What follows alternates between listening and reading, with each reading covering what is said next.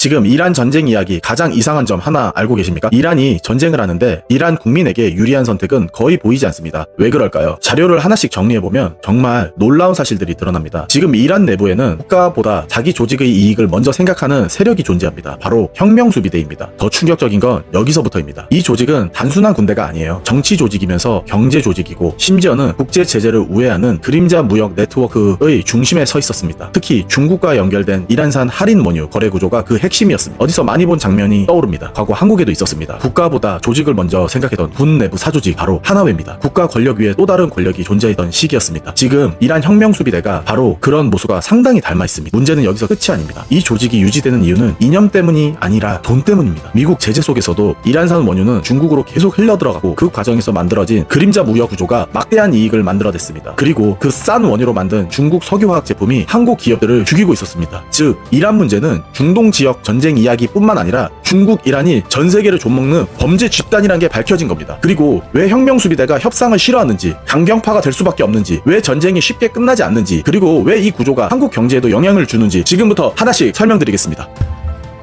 지난 4월 11일 파키스탄 이슬라마바드에서 미국과 이란의 협상이 시작됐습니다. 그런데 협상장 분위기가 매우 이상했습니다. 이란 대표단이 무려 80명이었습니다. 이 가운데 의사결정권자로 소개된 인물만 약 30명이었습니다. 보통 국가 간 협상 대표단은 소수 정예입니다.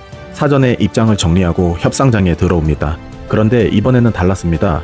협상이 시작되자 미국과 협상하는 시간보다 이란 대표들끼리 언쟁하는 시간이 더 길었습니다. 중재국인 파키스탄은 미국과 이란 사이가 아니라 이란 대표들 사이를 말리는데 더 많은 시간을 할애했습니다. 이 장면 하나가 지금 이란의 현실을 그대로 보여주고 있습니다. 그렇다면 왜 이런 일이 벌어졌을까요? 핵심 원인은 단 하나입니다. 이란 최고 지도자 알리 하메네이의 사망입니다. 1989년부터 37년 동안 이란 정치의 정점이었던 절대 권력자가 사라졌습니다. 그런데 사망 이후 2달 가까운 시간이 지났는데도 장례 일정조차 정해지지 못했습니다.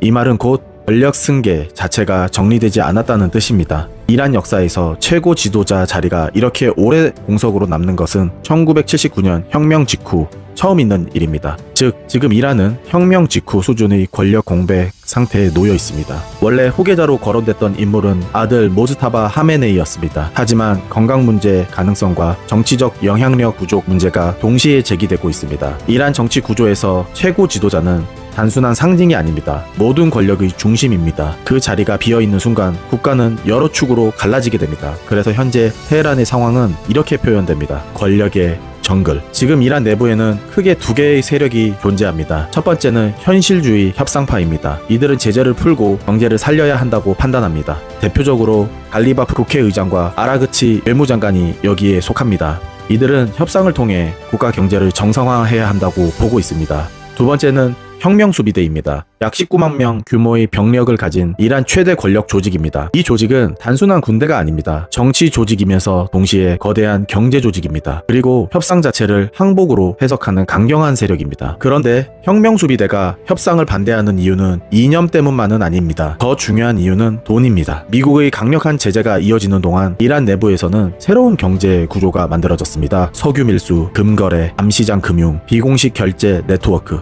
이 과정에서 막대한 부를 축적한 세력이 바로 혁명수비대와 그 주변 네트워크입니다. 이들에게 제재는 재앙이 아니라 수익 구조였습니다. 만약 협상이 성사되어 제재가 풀린다면 이 구조 자체가 무너지게 됩니다. 그래서 이들에게 평화는 기회가 아니라 위기입니다. 여기서 더 중요한 문제가 있습니다. 이 제재 경제 구조는 이란 내부에서만 작동하는 것이 아닙니다. 그 뒤에는 중국이 있습니다. 미국이 이란 석유 수출을 막았지만 이란은 그림자 무역망을 통해 계속 원유를 팔았습니다. 그리고 그 최대 구매자가 바로 중국이었습니다. 선박 이름을 바꾸고 위치 추적 장치를 끄고 해상에서 원유를 옮겨 싣고 원산지를 바꾸는 방식으로 이란 원유는 계속 세계 시장으로 흘러들어왔습니다. 이른바 그림자 선단입니다. 중국 입장에서는 할인된 가격으로 안정적인 원유를 확보할 수 있었고 이란 입장에서는 제재 속에서도 현금을 확보할 수 있었습니다. 그리고 그 중간에서 혁명수비대와 제재 우회 네트워크가 막대한 이익을 얻었습니다. 즉, 이 구조는 단순한 밀거래가 아니라 제재 질서를 우회하는 새로운 경제 구조였습니다.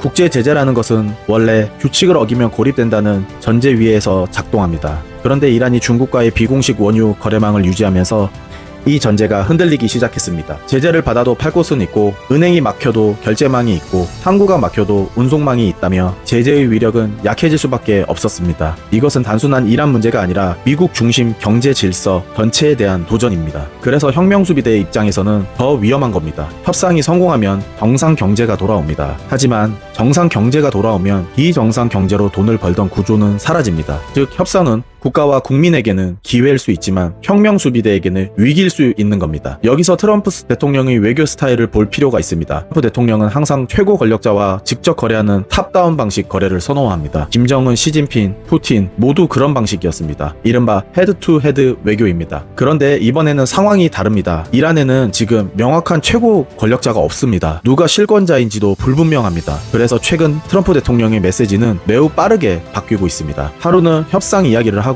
다음날은 봉쇄를 언급하고 또 다음날은 군사 공격 가능성을 말합니다. 이것은 단순한 변덕이 아니라 이란 내부 권력 구조를 탐색하는 전략일 가능성이 있습니다. 그런데 문제는 여기서 끝나지 않습니다. 이란 내부 갈등이 더 위험한 이유는 핵 문제입니다. 현실주의 협상파는 핵 개발이 공격을 불러왔다고 판단합니다. 그래서 핵 프로그램을 줄이고 제재 해제를 받아야 한다고 생각합니다. 반면 강경파는 전혀 다르게 생각합니다. 핵이 없었기 때문에 공격을 받았다라는 겁니다. 그래서 핵무기를 가져야 체제를 지킬 수 있다고 주장합니다. 이른바 북한식 모델입니다.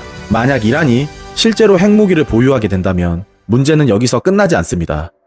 사우디아라비아, 아랍에미리트, 이집트 등 중동 주요 국가들도 핵 개발 경쟁에 나설 가능성이 커집니다.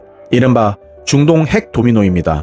그래서 미국은 협상 과정에서 다른 문제는 조정할 수 있어도 핵 문제만큼은 절대 양보할 수 없었습니다. 결국 지금 벌어지고 있는 상황은 미국과 이란의 협상이 아니라 이란 내부 권력 충돌입니다. 현실주의 경제 질서로 돌아가려는 세력과 대제 경제 구조를 유지하려는 세력이 정면으로 충돌하고 있습니다. 그리고 그 뒤에는 중국과 연결된 그림자 원유 무역망이라는 또 하나의 세계 질서 충돌이 존재합니다. 지금 미국이 상대하고 있는 것은 하나의 이란이 아니라 여러 개의 권력입니다. 그리고 바로 그 점이 이번 협상이 어려운 가장 근본적인 이유입니다. 그런데 여기서 우리에게 더 중요한 문제가 하나 더 있습니다. 이란과 중국의 비공식 원유 거래는 단순한 미국과 이란 사이의 외교 문제가 아닙니다. 한국 기업에게도 실제 영향을 주고 있습니다. 중국은 미국 제재를 받는 이란산 원유를 국제 시세보다 훨씬 싼 가격에 수입해 왔습니다. 이 원유는 주로 중국의 이른바 티팟 정유사라고 불리는 독립 정유사들로 들어갑니다. 이 정유사들은 미국 금융 시스템과 연결이 약하기 때문에 제재 위험을 상대적으로 덜 받습니다. 그리고 여기서 문제가 시작됩니다. 중국 정유사들은 싼 이란산 원유로 플라스틱 원료, 합성 섬유 원료, 화학 중간재 같은 석유화학 제품을 만들어 세계 시장에 다시 수출합니다. 이 제품들이 바로 한국 기업들과 정면으로 경쟁하게 되는 영역입니다. 대표적으로 영향을 받는 산업이 한국의 석유화학 산업입니다. 한국의 석유화학 기업들은 중동 원유나 국제 시세 기준으로 원유를 사용합니다. 즉 원가 자체가 다릅니다. 그런데 중국 업체들은 제재로 할인된 이란산 원유를 사용합니다. 같은 제품을 만들어도 출발선 자체가 다른 것입니다. 실제로 최근 몇 년 동안 중국의 석유화학 생산 능력은 급격히 늘어났고 저가 제품이 아시아 시장에서 대량으로 공급되면서 한국 석유화학 기업들의 수익성이 크게 악화됐습니다.